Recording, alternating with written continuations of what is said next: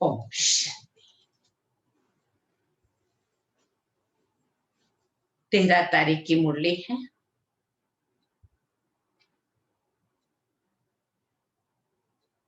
बाबा ने कल भी हम बच्चों को कहा कि निष्काम सेवा एक बाप के सिवाय और कोई नहीं कर सकता। कारण जो भी देहधारी है, कर्मों की फिलॉसफी के नियम अनुसार कर्म का फल अवश्य ही मिलता है, चाहे इसी जन्म में मिल जाए, चाहे अगले दूसरे तीसरे जन्म में मिले, लेकिन कर्म का फल अवश्य ही मिलता है, चाहे अच्छे कर्म चाहे बुरे कर्म। लेकिन एक शिव बाबा ही है जो जन्म मरण में नहीं आता है, इसीलिए वो कर्म फल के चक्कर में भी नहीं आता है। इसीलिए बाबा ही निष्काम सेवाधारी है, अपने बच्चों के खातिर आता है, बच्चों को विश्व का मालिक बनाता है, आकर के अपने बच्चों की सेवा करता है, लेकिन कोई अपेक्षा नहीं रखता है। लौकिक में माँ बाप भी बच्चों को बहुत प्यार करते हैं, बच्चों के खातिर काफी कष्ट सहन करते हैं और उनके लिए ही सारी जिंदगी घिस डालते हैं। लेकिन फिर भी मन के एक कोने में ये थोड़ी सी आस जरूर रहती है कि जब हम बूढ़े होंगे तो बच्चे हमारी सेवा जरूर करें। परंतु शिव बाबा को ये भी आस नहीं है, क्योंकि शिव बाबा बूढ़ा ही नहीं होता है। इसीलिए शिव बाबा कोई आश नहीं रखता है अपने बच्चों से। तो आज बाबा एकदम भोला ग्राहक बनकर के आया है हम बच्चों का। सिंधी लोग होते हैं ना, जब दुकान खोलते हैं तो मन में ऐसे संकल्प करते हैं, पहले ऐसे बोलते थे कि सुबह का साई बेड़ा बनने लाई, गंड का गुड़ा मत का मुड़ा, एहो ग्राहक दिलाई। कि जेब से तो भरा हुआ हो लेकिन बुद्धि ना हो उसको, ऐसा ग्राहक दिलाना। और हम बच्चों को कैसा ग्राहक मिला है? हमारे पास माल क्या है पहले तो हम ये देखें। सब कुछ भंगारी तो है। जूना पुराना माल लेने वाला कौन होता है? भंगार वाला होता है। तो आज बाबा भंगार वाला बन करके आया है और हमारा जो जूना पुराना माल है वो हमसे खरीदता है।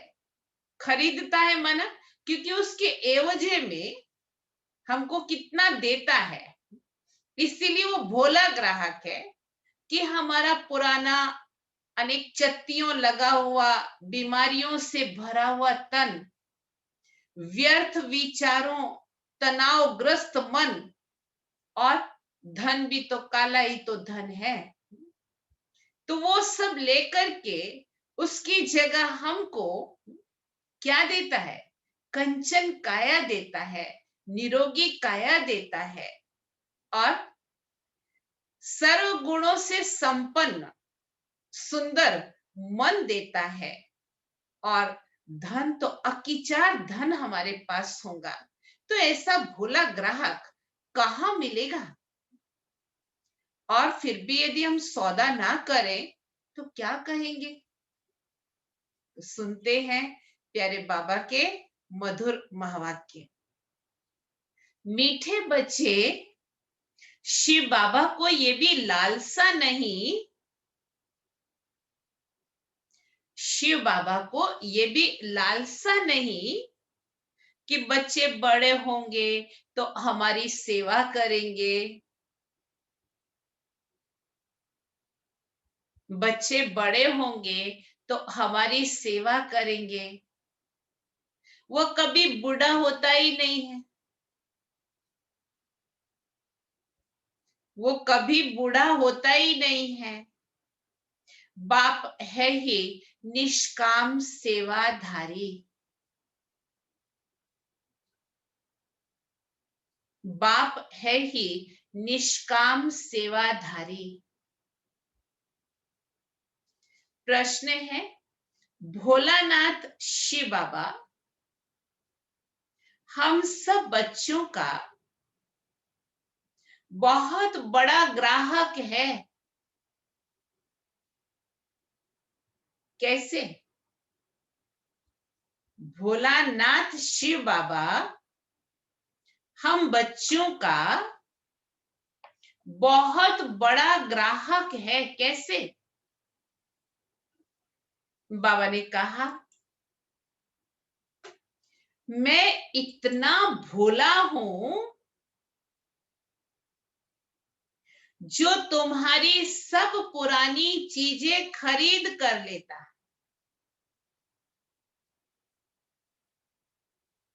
मैं इतना भोला हूं जो तुम्हारी पुरानी सब चीजें खरीद कर लेता और उसके रिटर्न में सब नई नई चीजें देता हूं।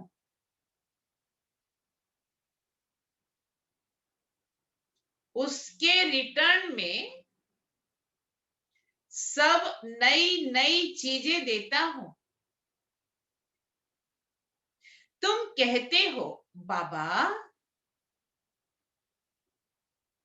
ये तन मन धन सब आपका है।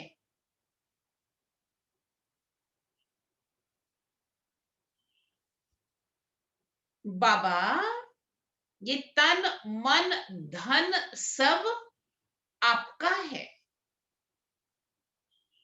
तो उसकी एवज में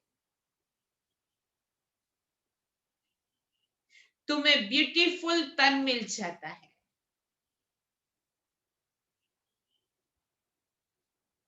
उसकी एवज में माना बदले में ब्यूटीफुल तन मिल जाता है,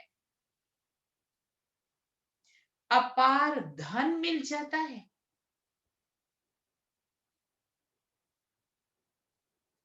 अपार धन मिल जाता है। गीत है, भोलेनाथ से निराला कोई और नहीं। ओम शांति। ये भक्ति मार्ग में गीत गाते हैं। जो भी गीत है सब भक्ति मार्ग के हैं। उनका भी अर्थ बाप समझाते हैं। बच्चे भी समझ जाते हैं कि भोलानाथ किसको कहा जाता है। देवताओं को भोलानाथ नहीं कहेंगे। गाया हुआ है, सुदामा ने 2 मुट्ठी अन्न की दी तो महल मिल गए।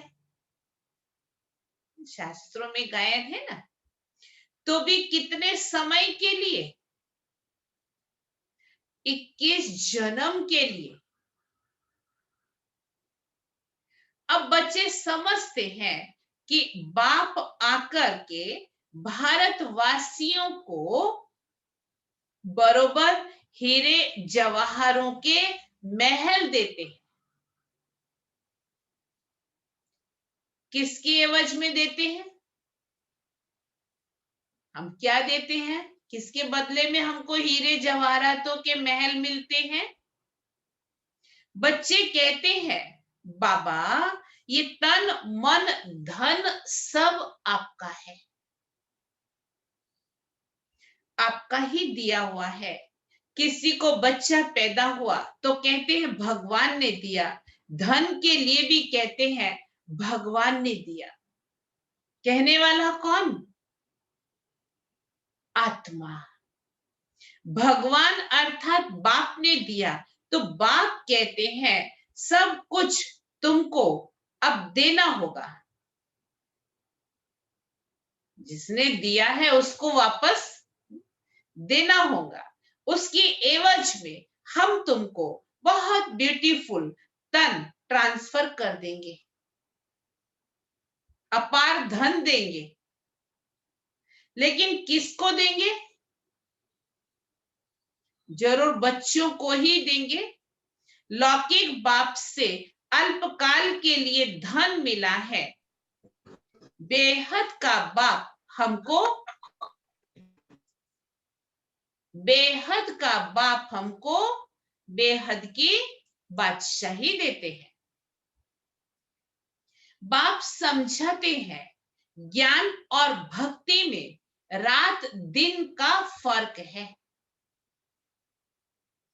भक्ति में अल्पकाल के लिए मिलता है, धन है तो सुख है।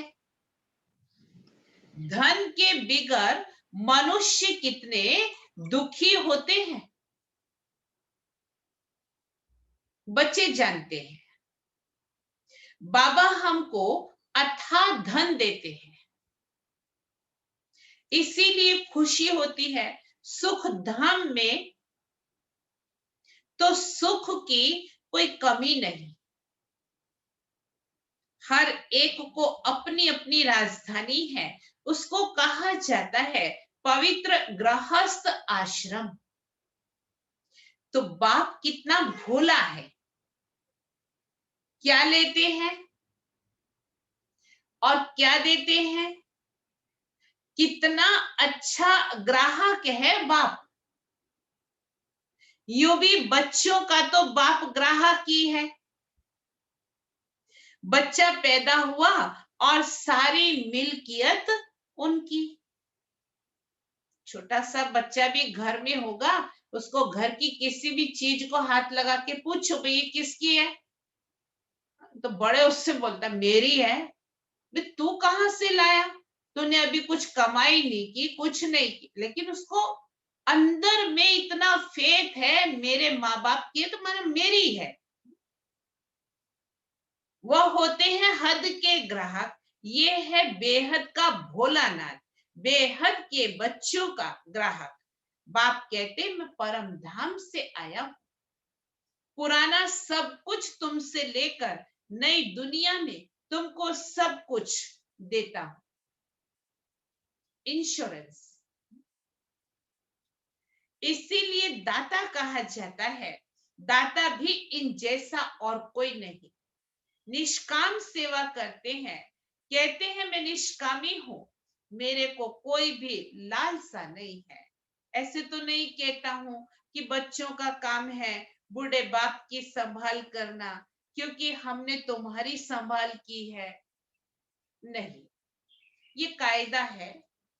बाप बूढ़ा हो तो बच्चे उनकी संभाल करें। ये बाप तो कभी बूढ़ा होता ही नहीं है, तो कहते सदैव जवान है। जब बूढ़ा नहीं होता तो जवान कैसे है? जवान इसलिए है कि हमारे में उमंग उत्साह भरता रहता है। आत्मा कभी बूढ़ी नहीं होती है, ये तो जानते हो। लौकिक बाप बच्चों में उम्मीद रखते हैं कि हम बूढ़ा होगा तो बच्चे हमारी सेवा करेंगे। बल सब कुछ बच्चों को देते हैं, फिर भी सेवा तो होती है। ये शिव बाबा कहते हैं मैं हूं ही अभोक्ता, मैं कभी खाता भी नहीं हूं, मैं आता ही हूं सिर्फ बच्चों को नॉलेज देने के लिए। सुप्रीम रूह रूहों को बैठ समझाते हैं, रूह ही सुनती है, हर एक बात रूह करती है, संस्कार भी रूह ले जाती है, जिसके आधार पर शरीर मिलता है। संस्कारों के आधार पर शरीर की रचना होती है। यहां मनुष्यों की अनेक मतें हैं। कोई कहते रूह परमात्मा ही ठहरा, उनको कुछ भी लेप शेप नहीं लगता, आत्मा निर्लेप कह देते हैं। अगर आत्मा निर्लेप होती तो ऐसा क्यों कहते? पापात्मा, पुण्य आत्मा। अगर आत्मा निर्लेप है तो कहा जाए पाप शरीर, पुण्य शरीर। आत्मा तो निर्लेप है, तो हमने जो पाप पुण्य किए वो किसके ऊपर लगे? क्या शरीर के ऊपर लगे? अगर शरीर के ऊपर लगे तो शरीर तो जला दिया जाता है, खत्म कर दिया जाता है मरने के बाद। तो फिर पाप पुण्य वही खत्म हो जाने चाहिए। अभी तुम जानते हो कि सभी आत्माओं का रूहानी बाप हम रूहों को पढ़ा रहे हैं। इस शरीर द्वारा आत्मा को बुलाते भी हैं, कहते हैं हमारे बाप की आत्मा आई, टेस्ट ली। आत्मा ही टेस्ट लेती है, बाप तो ऐसा नहीं कहेंगे, वो तो अभोक्ता है। ब्राह्मणों को खिलाते हैं, आत्मा आती है, कहाँ तो विराजमान होती होगी। ब्राह्मणों आदि को खिलाना ये भी ड्रामा में नोंद है, इसमें कोई वंडर नहीं खाना चाहिए। बाप नट शेल में ड्रामा के राज को बताते हैं। डिटेल में तो इतनी ड्रामा की समझानी दे नहीं सकते हैं। एक एक की समझाने में ही कितने वर्षों लग जाए। तुम बच्चों को बड़ी सहज शिक्षा मिलती है। गाते भी हैं, हे पतित पावन आओ, आकर हमको पावन बनाओ। उनका नाम ही है पतित पावन। ब्रह्मा विष्णु शंकर को पतित पावन नहीं कह सकते, बाप को ही पतित पावन लिबरेटर कहते हैं। दुख हरता सुख करता भी उनको ही कहा जाता है। वह है निराकार। शिव के मंदिर में जाकर देखो, वहां शिवलिंग रखा है। जरूर चैतन्य में था तब तो पूजा करते हैं। ये देवताएं भी कभी चैतन्य थे तब तो उन्हों की महिमा है। नेहरू चैतन्य में था तब तो उनका फोटो निकाल महिमा करते। कोई अच्छा काम करके जाते हैं तो उनके जड़ चित्र बनाए उनकी महिमा करते हैं। पवित्र की ही पूजा करते हैं, कोई भी मनुष्य की पूजा नहीं कर सकते। विकार से पैदा होते हैं ना, तो उनकी पूजा नहीं हो सकती। पूजा देवताओं की होती है जो सदैव पवित्र होते हैं। तुम जानते हो बाप आया था, फिर अब संगम पर आया है, किस लिए? स्वर्ग की स्थापना करने। फिर द्वापर से रावण का राज्य शुरू होता है। रावण राज्य शुरू होने से झट शिव का मंदिर बनाते हैं। दुख पड़ता है तो एक निराकार को याद करते हैं। अभी तो चैतन्य में नॉलेज सुना रहे हैं। ये सत्य है, चैतन्य है, उनकी ही महिमा है। निराकार को शरीर तो चाहिए ना, तो बाप ही आकर विश्व को हेवन बनाते हैं। उस हेवन में राज्य करने के लिए तुम पुरुषार्थ कर रहे हो। स्वर्गवासी तुम बन रहे हो। निराकार परम पिता परमात्मा ज्ञान का सागर है, परंतु सुनाए कैसे? कहते हैं मैं इस शरीर का आधार लेता हूं। मेरा ड्रामा में ये पार्ट है। मैं प्रकृति का आधार लेता हूं। ये जो पहले नंबर का है, इनके ही बहुत जन्मों के अंत के जन्म के भी अंत में मैं प्रवेश करता हूं। जब 60 साल का होता है तब प्रवेश कर, और इनका नाम ब्रह्मा रखता हूं। पहले ये सब भट्टी में थे तो बहुतों के नाम दिए थे। जितने भी समर्पित शुरुआत में हुए तो बाबा ने सभी के नाम वतन से भेजे थे, परंतु बहुतों ने फिर छोड़ दिया। इसीलिए नाम रखने से क्या फायदा? तुम वह नाम देखो तो वंडर खाओ।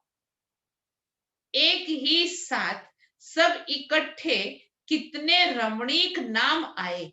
संदेशी नाम ले आती थी, वतन से सभी के नाम आए और फिर सभी का नामकरण किया गया। वह लिस्ट भी जरूर रखनी चाहिए। सन्यासी भी जब सन्यास करते हैं तो उनका भी नाम बदल जाता है। घर बार छोड़ देते हैं। तुम छोड़ते नहीं हो, तुम ब्रह्मा के आकर बनते हो। शिव के तो हो ही, तुम कहते ही हो बाप दादा। सन्यासियों का ऐसे नहीं होता है। भल नाम बदलते हैं परंतु बाप दादा नहीं मिलता है, उनको सिर्फ गुरु मिलता है।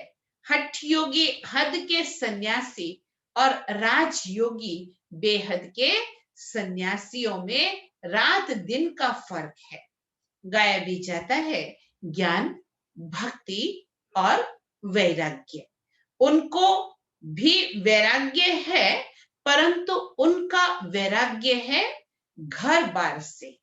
तुमको सारी दुनिया से वैराग्य है। उनको पता ही नहीं कि सृष्टि बदलती है। तुम्हारा है बेहद का वैराग्य।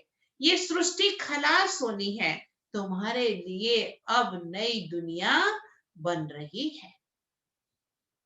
वहां जाना है, परंतु पावन होने बिगर वहां जा नहीं सकते।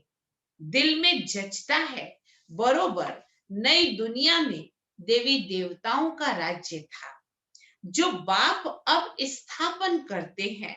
तुम जानते हो शिव बाबा को याद करने से हम पुण्य आत्मा बन जाएंगे। है बड़ा सहज, परंतु याद भूल जाती है। भक्ति मार्ग की रस्म रिवाज बिल्कुल ही अलग है। वापस अपने घर तो कोई जा नहीं सकता। पुनर्जन्म सबको जरूर लेना है। घर जाने का एक ही समय है, फलाना मोक्ष को प्राप्त हुआ। ये तो गपोड़ा है। बाबा कहे ऐसा गपोड़ा लगाते हैं। बाप कहते हैं कोई भी आत्मा बीच से वापस जा ही नहीं सकती है, नहीं तो सारा खेल ही बिगड़ जाए। हर एक को सतो रजो तमो में जरूर आना है। मोक्ष के लिए तो बहुत आते हैं, समझाया जाता है मोक्ष होता नहीं। ये तो अनादि बना बनाया ड्रामा है, वो कभी बदली नहीं हो सकता। मक्खी यहां से पास हुई, फिर 5,000 वर्ष बाद ऐसे ही पास होगी। ड्रामा शूट हो गया। ये तो जानते हो बाबा कितना भोला है। पतित पावन बाप अपने परम धाम से आते हैं पार्ट बजाने के लिए। वही समझाते हैं कि ड्रामा कैसे बना हुआ है, इसमें मुख्य कौन कौन है। जिसे कहते हैं ना कि सबसे शाहूकार कौन है इस दुनिया में, उसमें नंबर वार नाम निकालते हैं, टॉप 10 के नाम निकालते हैं ना। तुम जानते हो सबसे शाहूकार कौन है? वो तो कहेंगे अमेरिका सबसे शाहूकार है। परंतु तुम जानते हो स्वर्ग में सबसे शाहूकार कौन? ये लक्ष्मी नारायण है।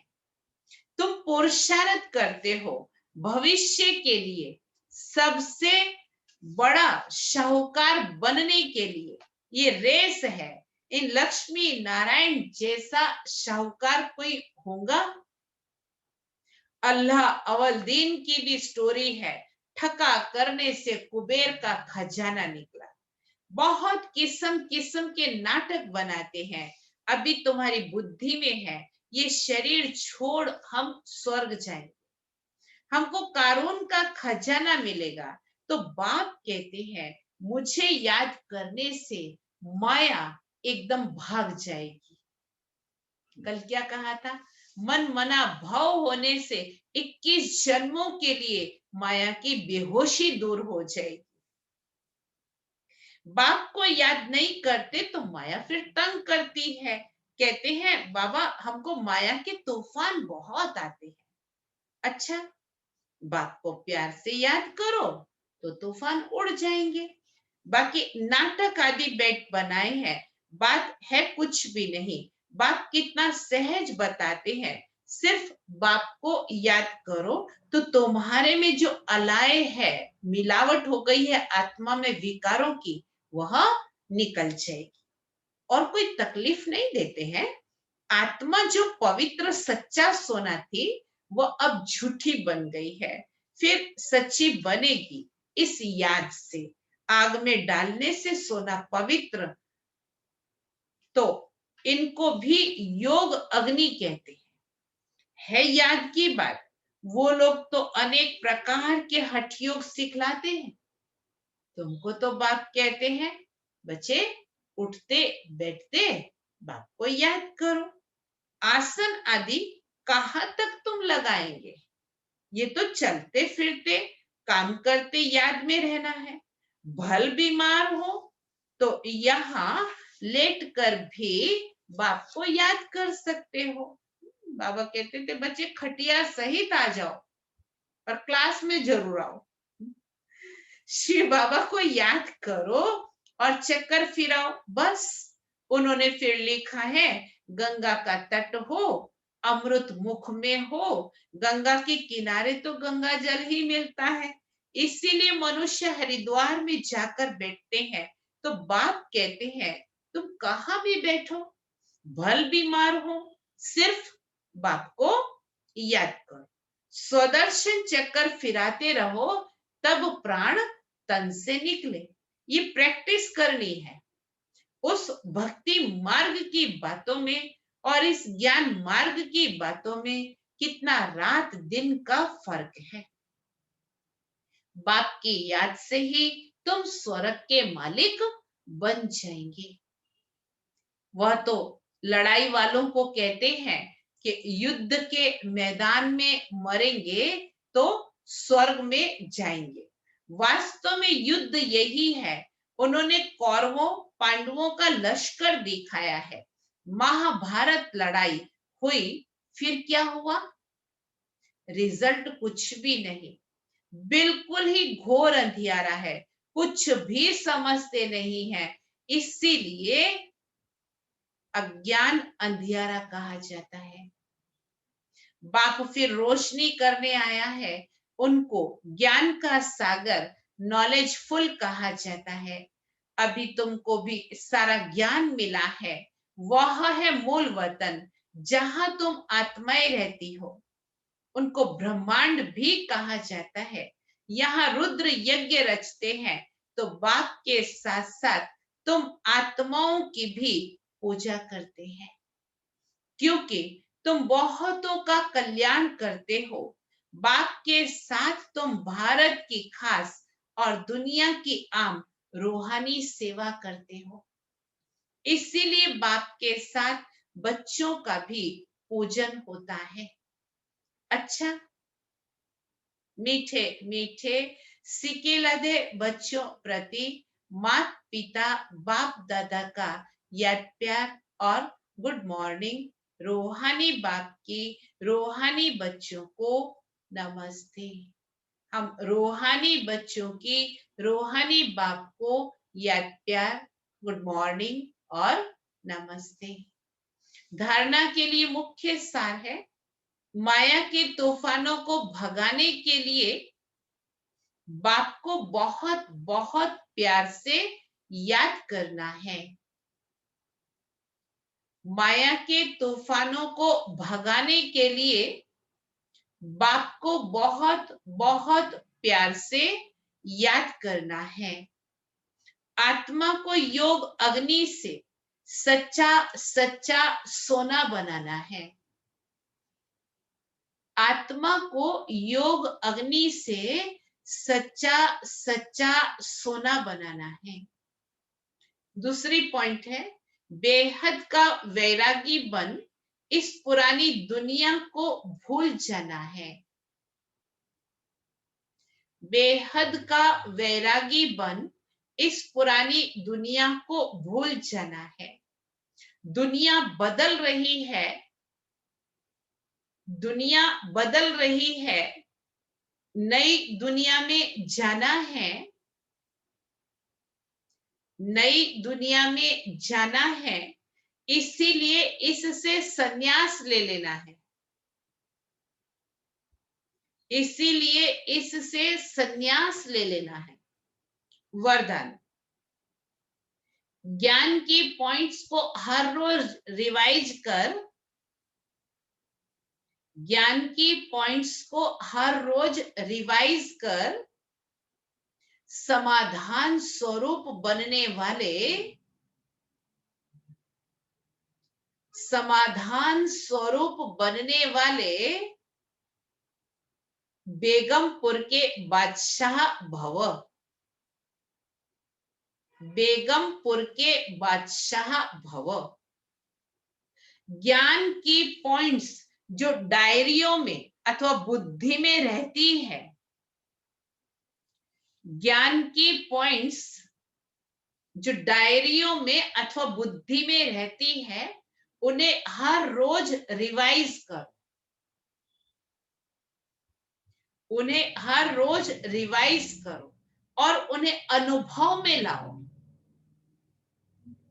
प्रैक्टिकल जीवन में अनुभव कर, तो किसी भी प्रकार की समस्या का सहज ही समाधान कर सकेंगे।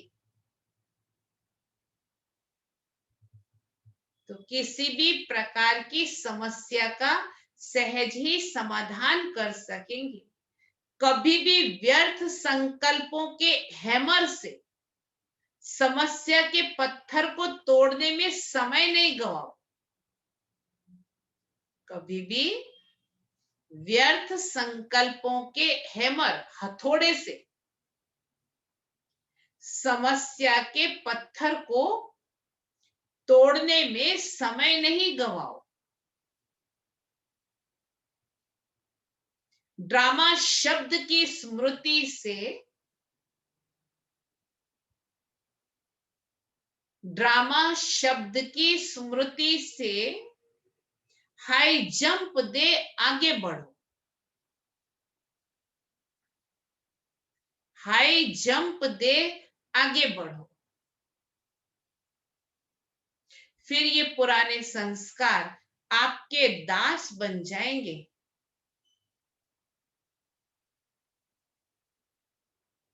फिर ये पुराने संस्कार आपके दास बन जाएंगे।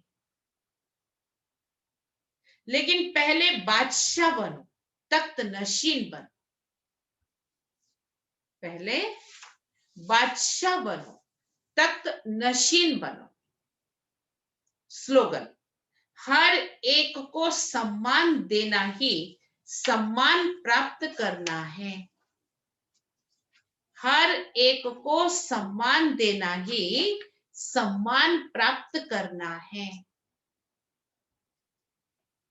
सोमान है, मैं फॉलो फादर हूं, मैं फॉलो फादर हूं।